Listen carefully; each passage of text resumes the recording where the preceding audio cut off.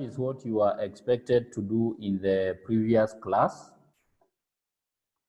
So our today's topic is on insurance claims. Should project that.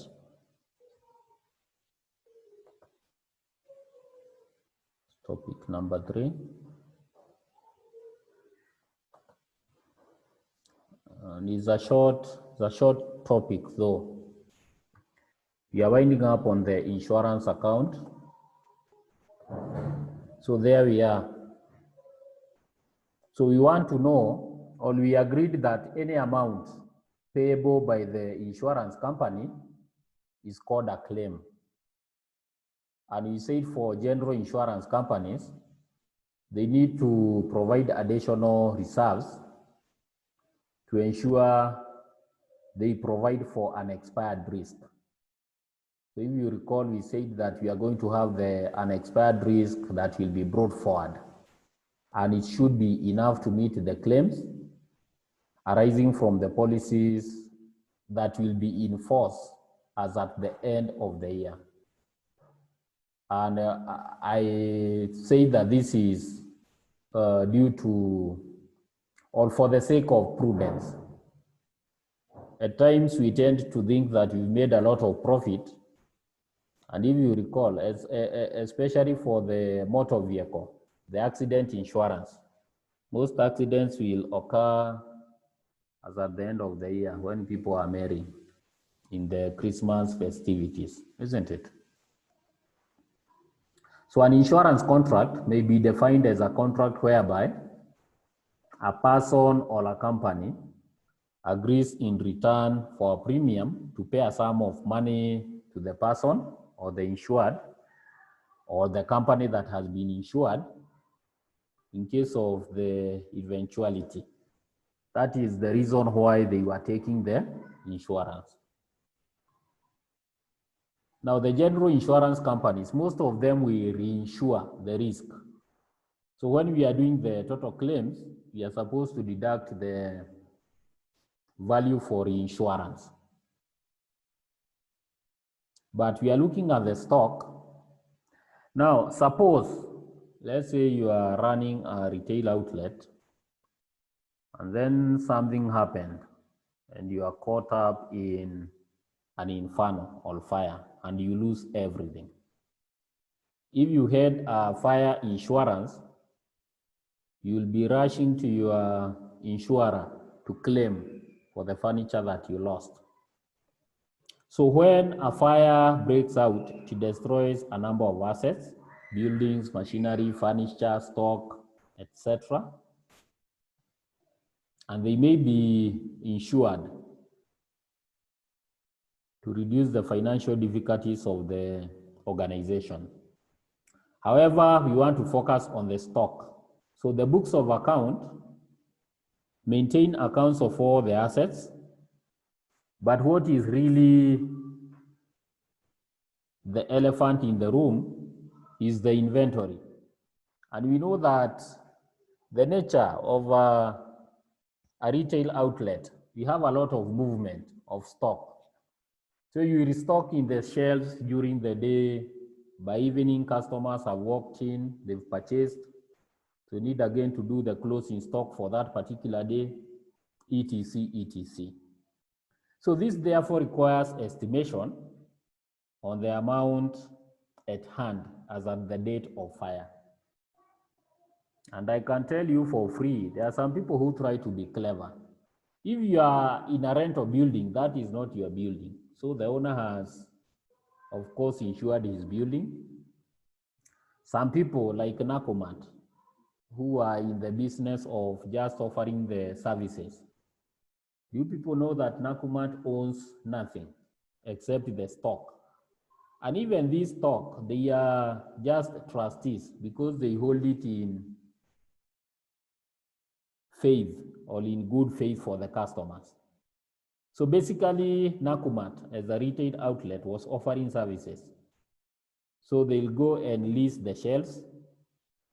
They go and get employees, or the watchdogs. Then the various suppliers will bring their stock and approach them for a contractual agreement. I'll be supplying you bread, let's say from Ken Blessed, and for every bread that you sell, let's say it is 400 grams, over and above my retail price, which is 50 shillings, what you get above the 50 shillings is your profit. So once you sell, I come for my 50 bob. So even before you go claiming for your debts at Nakumat, you had to go through the shelves to see whether they have sold your merchandise. Well, we are assuming a case of where the outlet is the owner of the inventory. It has caught fire. They need to be paid, or they need to claim from their insurer. So we require to estimate what was in the shelf before the fire. And the insurance company will do a lot of scrutiny, to up and including trying to get the trend analysis of your previous years. They'll go ahead and look at the transactions with the debtors you are supposed to provide. Of course, they have the source documents. Some will have the delivery notes, others will be having the invoices. Then you need to get the records of purchases. Of course, we need to get the purchase orders from the suppliers, etc. So a memorandum trading account is drawn in which the period covered from the first day to the last day when you caught fire. So for us to estimate or to know the value of the closing stock that you lost, we need to have this data. We have an illustration here.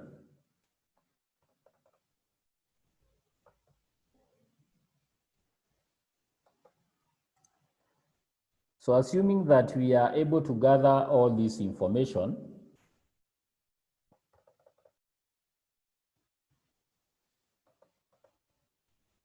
so fire occurred in the premises of Unlucky Limited on 30th January, totally destroying the premises and stock. So from the accounts book and other records that were saved, the following information is available. So we are able to get the information as such. It is displayed there.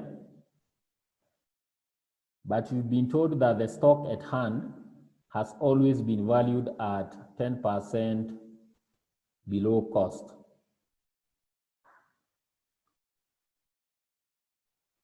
So we have the opening stock there. This is as per valuation. So the actual stock, we need to get the actual, which is 100%. This is 90%. So we will prorate that and get the actual figures. Then we have the figures for purchases, sales, and we have the closing stock. The only missing figure is the closing stock value before the fire. And this is what the insurance needs to get for them to pay. And we've been given the three processes or the three areas that we need to check. We need to get the gross profit margin or the markup. Then from there, we get the data from the debtors or the records of sales.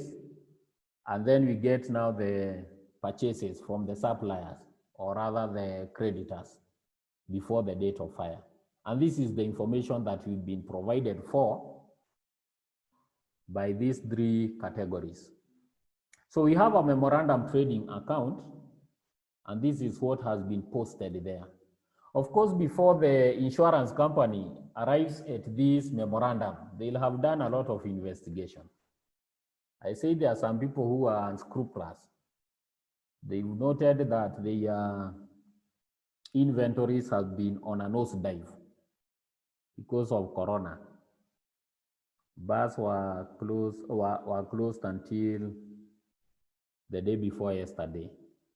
No, actually until yesterday.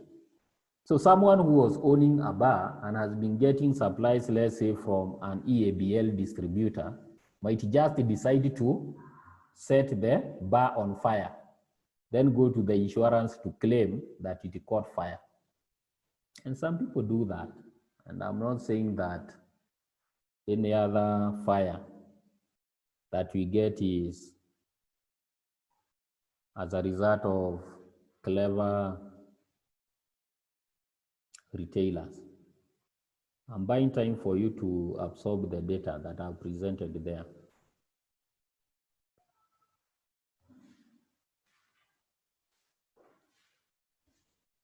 Well, I can copy paste this data and take it to an Excel sheet. We work from the Excel sheet. Don't think we'll have a problem with that. So that I stop sharing this screen. I take you to the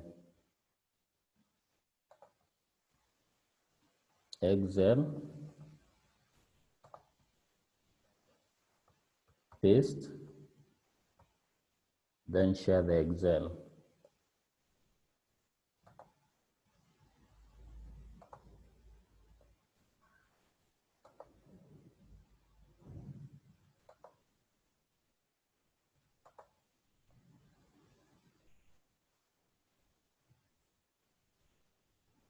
So you can see that, right? Yes. So we start. We need to get the gross profit margin. How do you get it? What's the formula? I'm taking you back to your financial accounting too. Ratios. How do you get the markup or the gross profit margin?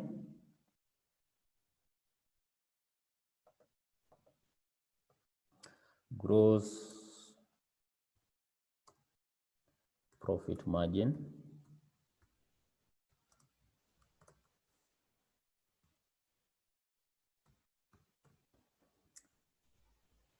is a ratio. So how do we get it? It is equals to gross profit divided by Revenue. Divide by revenue, right? Or the sales. Yes. Well, divide by revenue. It's okay. At this level, everyone should be understanding what we are trying to put a bar here. Very well. So we have that. Another one you can also. Yes. Another one you can also take the revenue minus the cost of goods over the sales itself for revenues again. Yeah, sure. Of course, now revenue minus cost of goods sales, Jackie will take us back to the gross profit, isn't it?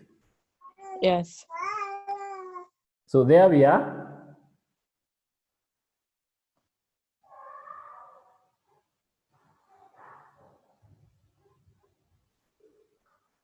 So you need to go to the solution. So this one is easier because I have the data here. I just copy paste the data.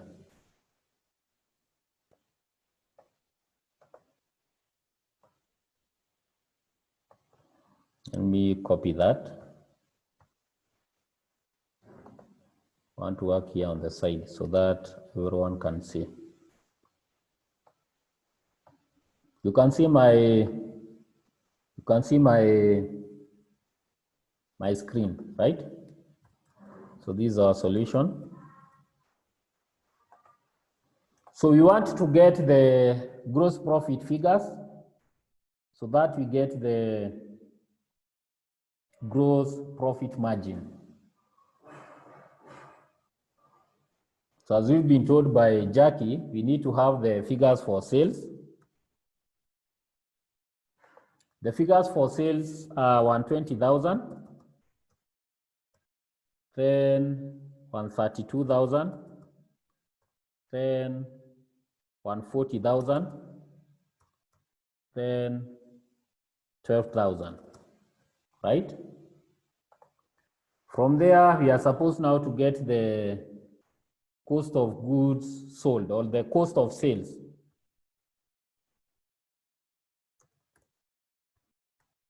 And this will be given by opening stock. We add purchases, we less the closing stock, isn't it?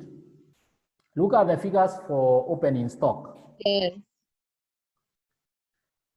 Look at the figures for opening stock. The examiner has advised us on something, isn't it? So for prudence sake, we are told that the stock at hand, this point here, the point number 1, has always been valued at 10% below cost, of course, to take care of maybe the perishables, the return in ones and the like, right? So you'll come down here and have working 1 and say,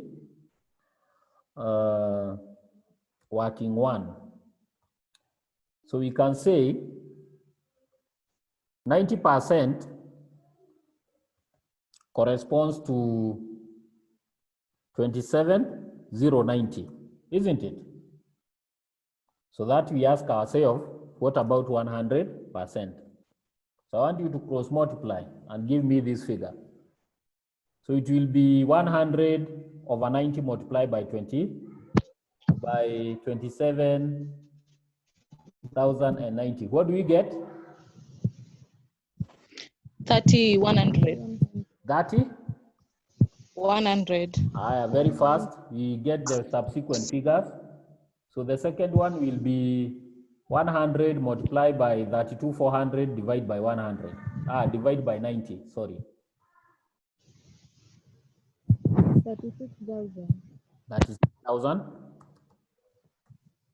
Then the third one will be 36,000 multiplied by 100 over 90. 40K. 40,000. 40,000. Then the last one will be 36,900 multiplied by 100 over 90.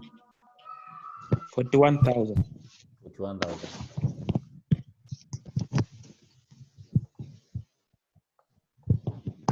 Convert this into money.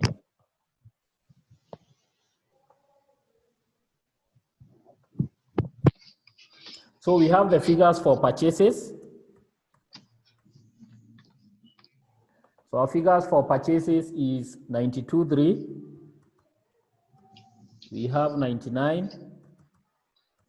We have 101,900, and we have 8,000, right? Then we less the figures for closing stock. So you have closing stock.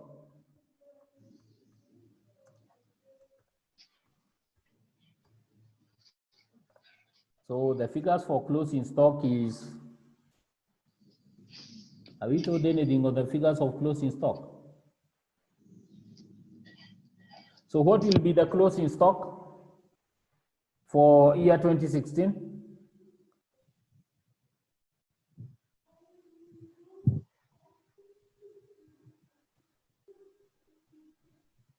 What's the closing stock?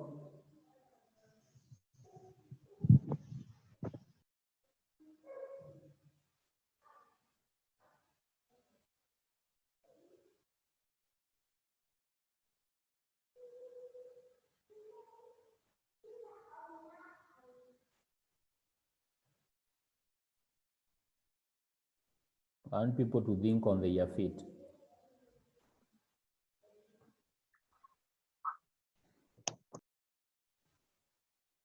Closing stocks tumepewa 32,400 ya 2016. That is as valued.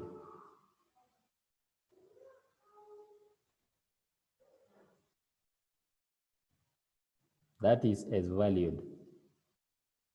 Jackie. That's why I've said you think on your feet. Well, I can see the 3 figures, they are there.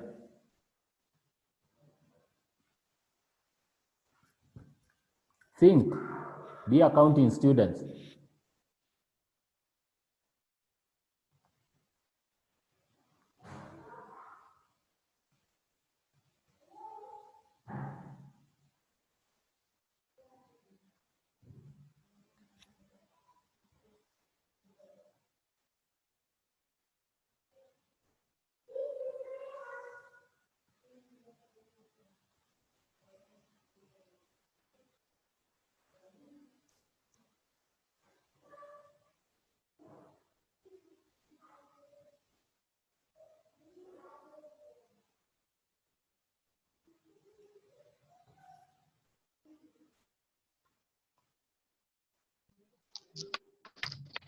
Can we talk about you take the purchases and then the sales you add to get the closing stock? What are you getting? 122,400. That will be the figures for cost of goods available for sale. Yes, then you minus the... Okay, then you minus the closing stock as valued, which is 32. I said no. Another opinion?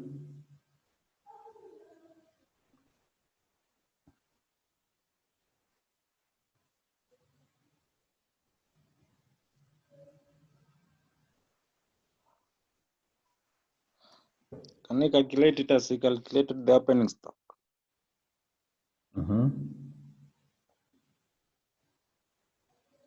To give us that 36,000 for the first one. Exactly. Because we adjusted. You see, the figures that we had were not adjusted, right? So we need also to adjust our figures for closing stock because this is the actual. You had turned 10% below cost to provide or cushion yourself against any uncertainty, isn't it? But you now want to be paid the actual by the insurance. Tunaelewana? So what are we going to get the figure for the first one? 36,000. Is a subtraction, eh? So 36,000. For the second one? 40,000. 40,000. Then 41,000. 41,000. Wait a minute. Can I ask a question? Ask. What if tuchukue opening stock plus those purchases, then we subtract that cost of goods that was sold? Will we get the same closing stock, or we must work out with these closing stock? Obviously, Jackie, we won't get the same. Isn't it? Yes, we won't get the same. We would get the same. And you see, Jackie, here, you see the rationale. Are you getting the rationale? Yeah, you see, we are accounting students. We have to be rational, isn't it? So we are getting the actual. If we had undervalued at 10%, it will only be prudent if we retain it at 100 because our opening stock is now valued at 100. Is that argument valid? Yes. It's very valid. So the only figure that might give us, it's okay. The only figure that might give us headache will be the last figure. And this one will go to work backward, isn't it? After getting the gross profit margin. Right? This one we have to work backward. So what is our gross profit? Yes. What is our GP? For the first one?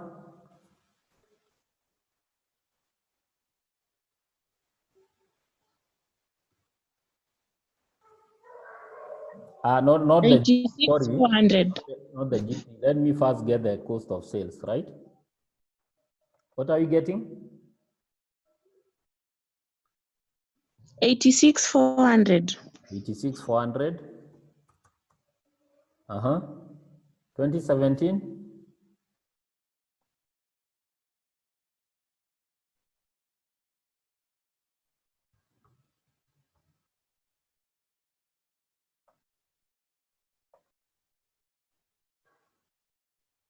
I'm waiting for calculations.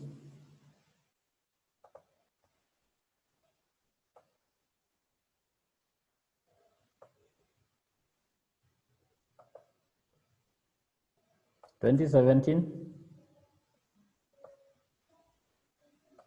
95,000. 95,000.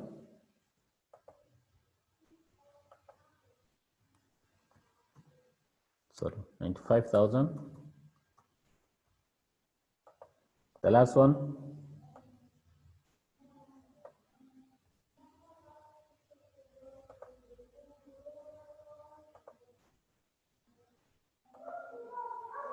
$100, $900. 100, 900. Yes.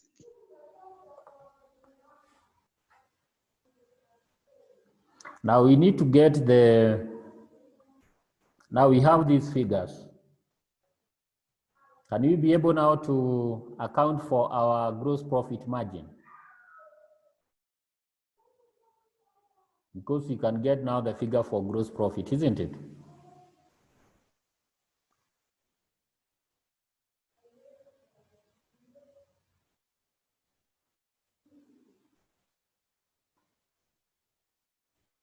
So what's the figure for gross profit? In the first case,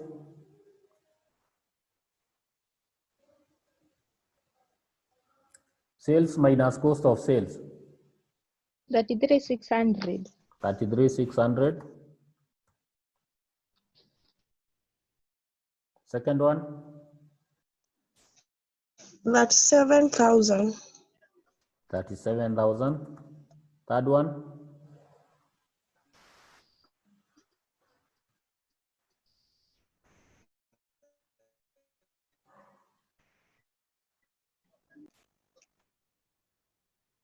$39,100. 39,100. Very well.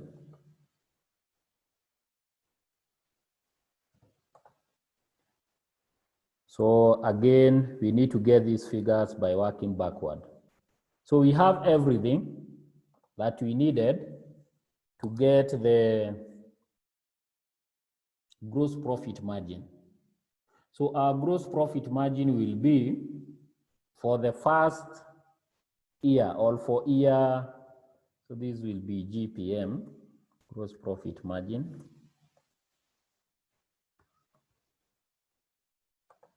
Use the formula.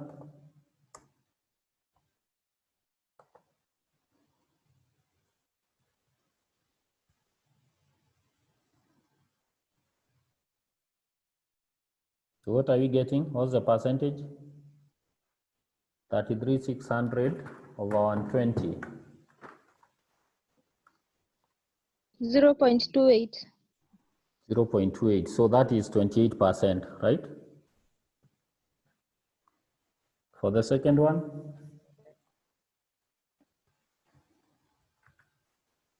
supposed to multiply 0.2803. the margin, so you're supposed to multiply by 100. 28.0. Again 28. 0.0. Yeah, 0.03%. So 28. The third one,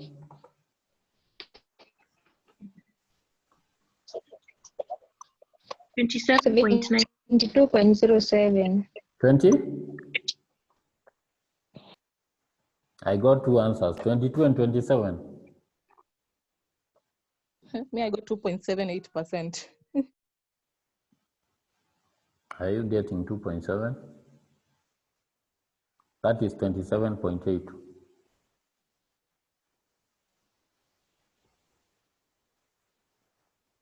This was 99. Yes, 27. Excuse me, sir. There was a challenge here. This should be 39. 39,100. 39.1. 100. 100. To give us 27.92. So you round it off, it is still 28. Eh? Yes. So as an accounting student, we can already see a trend. So even for 2019, it will be 28%. But you see, you have to have a valid argument. Yeah? Because Yes. you get there in your footnote that the prevailing gross profit margin, there is a trend of 28% in the 3 years. So you've assumed even in 2019 it will be 28%, isn't it? Yes. Now with the 28%, can we get the value of X? So we are saying 36,000. 336,000. let this be our X, isn't it? So can we get the value of X? 336,000. It cannot be. Our sales are 12,000. Cannot go above the sales. So Oh. it's erroneous. 3360. 3360. Yes. Are we there, guys? It is X over 120. No, X over 12,000 multiplied by 100, isn't it? Yes, it's true. 3,360. 3,360. 3,360. Can we work backward to get now the figures for cost of sales? Yes. So our cost of sales will be sales minus gross profit, isn't it? Yes. What are we getting? 12,000 minus. You are getting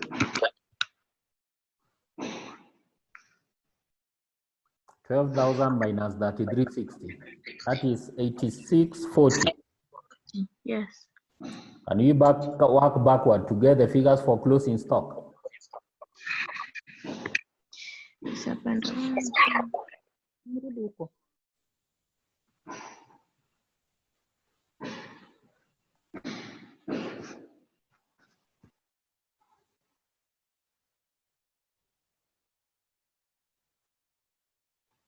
And that is the figure that the insurance is looking for to pay us.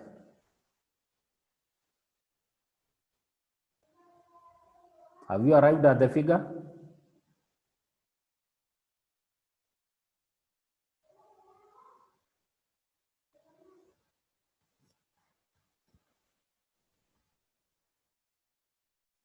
Just put that value as X.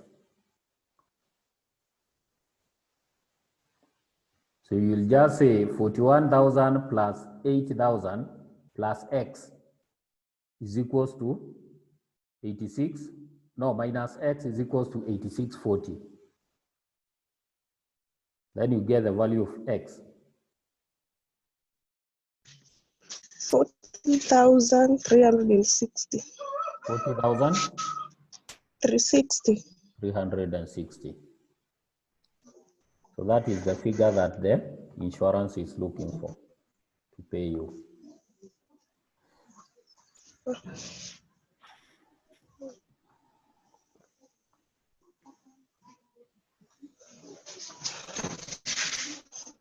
Any question?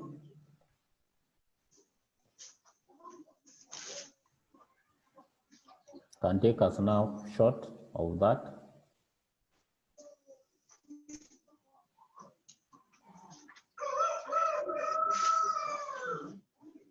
It is not a positive, it's in a negative. It's negative. Positive. Yeah, it's okay, Jackie, but the figure is still 4360, isn't it? Yes. It's negative because of course, getting our, what's happening to my formulas now?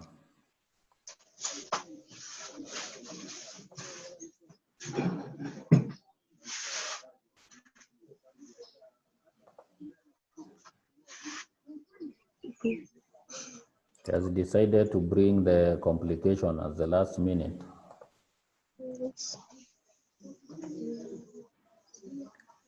Just delete the whole cell and rewrite. Is minus 40,360. Yeah. So that is the figure, of course, that the insurance company will be looking for to be able to clear the pending claim for Lucky Limited. So what we've identified is that the ratio here, the gross profit ratio or margin is the average of ratios obtained in our 3 years, only and only because they were tallying. Are we together? Shall you have a case of continuous or persistent fall, you cannot arise at the same argument. So it would be unsafe for you to average. Are we together? Yes. So what I'm normally saying, what I'm basically saying is, in such a case, an estimate of gross profit rates that are likely to prevail should be made in the light of available information. Suppose, for example, the gross profit in 3 years has been, let's say, 50, 40, 30. What will be the 4th year? I'm saying suppose you've got a gross profit margin for 2016, let's say it was 40. Then those people who are talking, mute yourself. This is my class.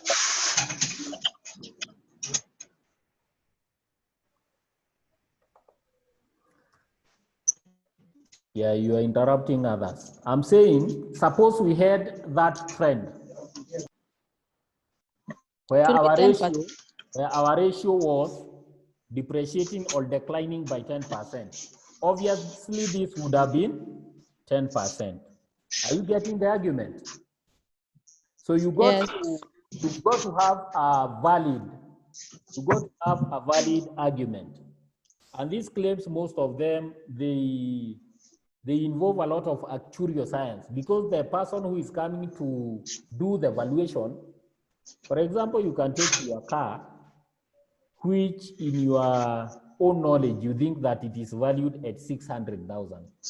But when you take it for the, to get a cover, let's say an accident cover, the insurance tells you the value of this car is 350,000 or is 450,000. Why the gap of 150,000? There are some things that they are going to eliminate. For example, they would cover the aesthetic value of the vehicle. Let's say uko na gari na umeweka ngoma ya 100,000. That one will not be insured because it is not part of the vehicle. That is an aesthetic value that you've added to that vehicle. Or let's say you have added a bulba to the vehicle. For example, the Toyota Prados. Kuna hizi chuma zinafungwa hapa mbele. They are insured separately. They are not part of the car. Are you getting? So the insurance has to do some calculation to justify why they need to pay you. So where the trend is declining by 10%, 10%, 10%, we can always assume that even in the year under claim, it will be declining by 10%.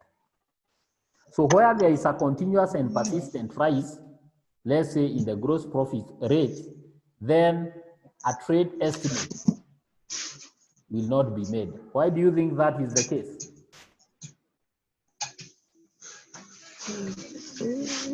For example, we had 10, here we have 15%, 20%.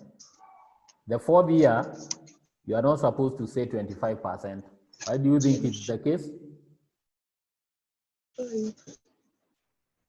Where there is a continuous and persistent rise in gross profit rate, a trend estimate is not made. Why? Because of prudence concept. Are we together? The other prevailing conditions that might affect your 2019. For example, we have Corona. So if, let's say in the subsequent years, you've had a trend of an increase in 5%, 5%, 5%, this year could be different. So for prudence sake, you are supposed to average the 3. So you'll take 10 plus 15 plus 20. Then you divide by 3 to get the rate for this year, which will be, what are we getting? Will be 15%, isn't it? 15%. It will be 45% divided by 3. Also, should previous year's accounts, which are based for the actual happening, include a certain abnormal transaction, this will have to be excluded when you are adjusting the figures for gross profit ratio. Are we there? I've said if there is a certain abnormal transaction that had happened in the base years, it's supposed to be excluded. And a good example will be, for example, revaluation of opening stock or closing stock. For example, in this case, we had seen that the Unlucky Limited were valuing their stock at 10% below cost. So the revaluation of the opening stock had understated the figures for opening stock. And that is why we had to adjust the closing stock figures to get the actual. Also, in some cases, you could find the exclusion of stock losses, where we have damages. To get the actual revenue, you have to get away the return inwards or the damaged stock. So in these cases, the exclusion of the stock because of the damages will be also excluded while computing the gross profit. Are we there? Please marking the screen. In the subsequent classes, I will deny you all the rights. You cannot even speak. I'll be unmuting you when I want you to speak. So any questions? I want us in the same spirit now to go to the portal. There is a question I've posted there. I want you to attempt that question and answer in this session. Not in the next session, in this session. So go to the portal. Let us interact from the portal. I've realized that you are not. I've realized that people who are not responding to the portal. These people will only have their self to blame. That's why you have the portal, to ensure that the class is balanced. I want us to go to the portal and handle or attempt questions that are posted in the portal. Any question? I want to close this session. You have a question?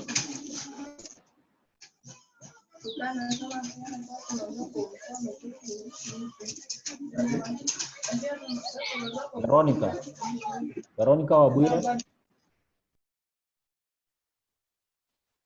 Yes. Yes. Sir. You have a question? No. But you've been unmute all along. I was talking. Yes. What were you saying?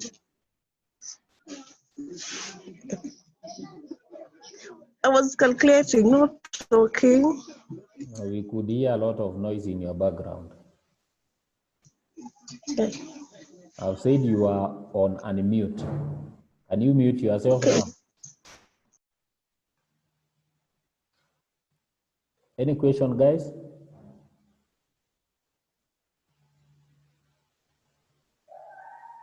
So let us go and interact in the portal. Wait, sir, it's a request, not a question. Yes, Viola. Do you mind uploading the previous class video? Are they not uploaded? Yes. I thought someone else was supposed to do it.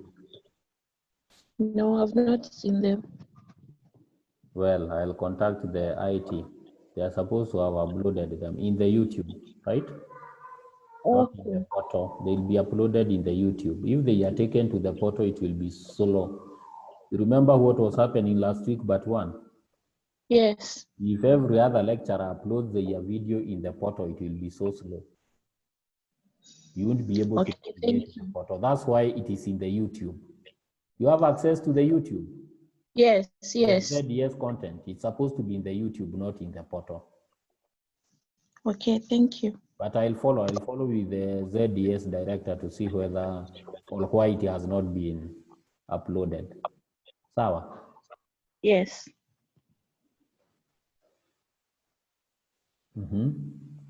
Thank you for that. Any other concern, guys?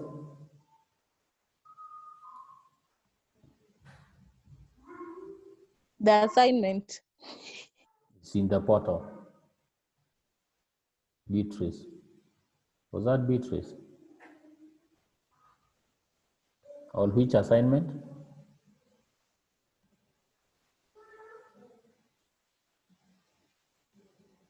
Who has asked about the assignment?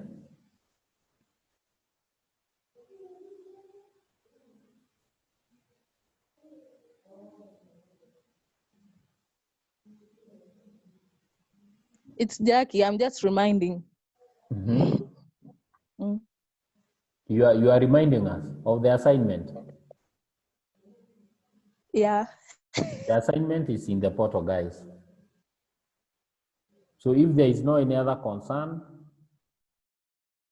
allow me to stop sharing and momentarily end this session.